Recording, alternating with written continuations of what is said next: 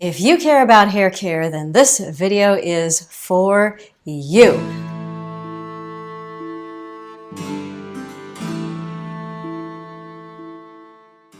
Hello and welcome to Frugal Over 50. I'm Amy, and I'm happy to welcome you here to my channel where we talk about everything related to frugality, minimalism, and intentional living, especially aimed at the needs of the mature woman. In today's video, we're going to talk about minimal hair care. Do you have hair? Do you care? If so, stick around because I'd like to talk about how to take care of your hair in a minimalist fashion. There are 3 very simple steps, and here we go. The first thing that I want you to think about is your haircut. That's a very simple and sort of old school way of describing what we often talk about today as your hairstyle. But I like to think of it as just a haircut. It's a minimalist way to think about it. What kind of a haircut do you have? What do you do for a living? Do you cover your hair, either for religious and cultural reasons or because you live in a part of the world where you spend 9 months in winter and you have to have your whole head covered all the time? Do you work in a professional environment, or are you a construction worker? Do you work at home? Do you teach in a school?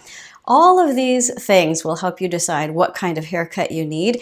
And as you've probably guessed, I am going to tell you to look at what you do and then look at how you can get the simplest and most minimal haircut for what you do. I currently have long hair, for instance, and I go and get it cut by somebody else about once per year. That's once a year. In between, I sort of snip at my bangs because I like to have bangs.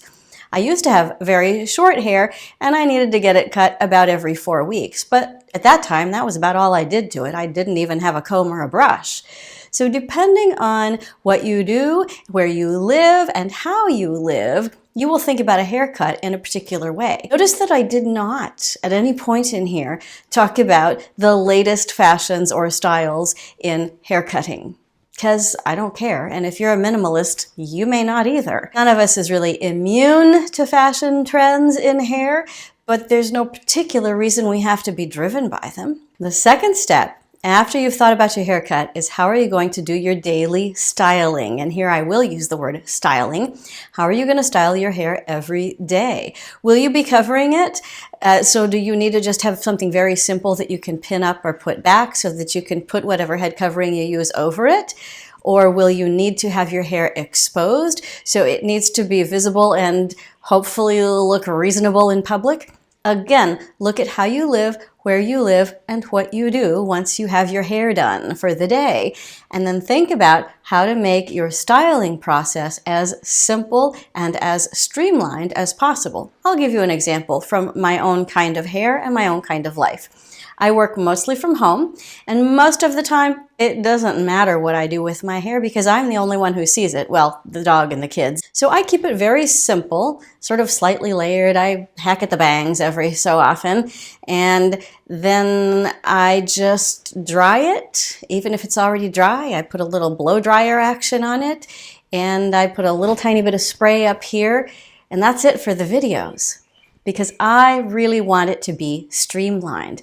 What you don't see with me is a lot of attention to color and fashion and all sorts of little changes that happen according to the styles of the years, because I don't care. And I think if you're minimalist, you probably don't either.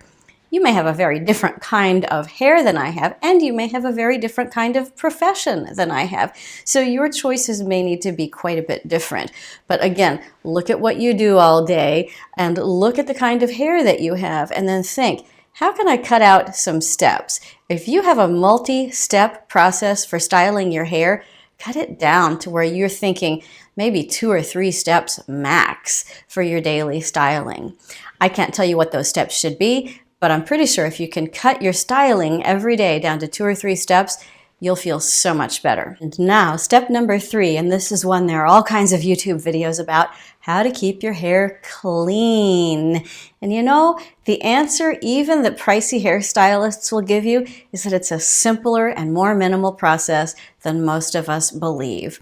We only really need a small amount of shampoo, for instance, or if you use something like vinegar and baking soda, a small proportion of it.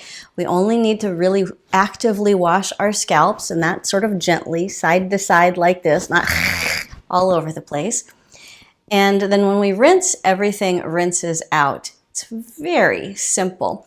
We don't need to wash our hair every day. Even somebody like me that is sort of, if you have hair like mine, we are the target market for the shampoo manufacturers that say to wash every day and then lather, rinse, repeat.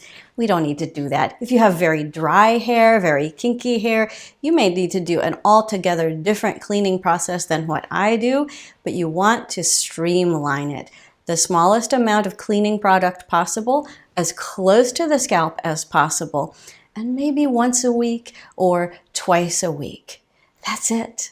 That's it, folks. So get a haircut that works for your life, that is easy to take care of with a daily styling process with no more than 2 or 3 steps. And then keep it clean in the most minimal way possible with a small amount of cleaning product once or twice a week. There you go. Minimal hair care. Ta-da! I wish I had something flashier to tell you now after all of that. But here is a secret little bonus section of the video.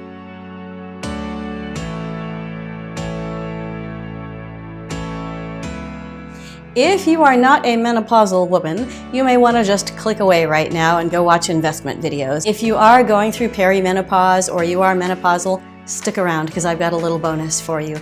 Those of us who are going through menopause or have gone through menopause, we have seen significant changes in our hair. Have we not, sisters? And it is not always pleasant, is it?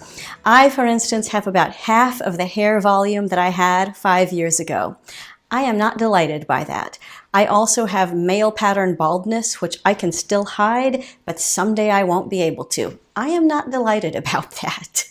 And at some point my hair, even my hair, will go gray. I don't have a genetic tendency to go gray until like my 60s, but it will happen even to me. And I want to talk to all of you who are going through menopause and wondering if your experience is isolated, and I want to tell you it's not. We all go through this, and here's what happens. As we start going through menopause, first of all our hairs get together and in sync and start falling out at once. Instead of sort of the even coming in and falling out that has happened until now, they all start falling out at once. Isn't that the best?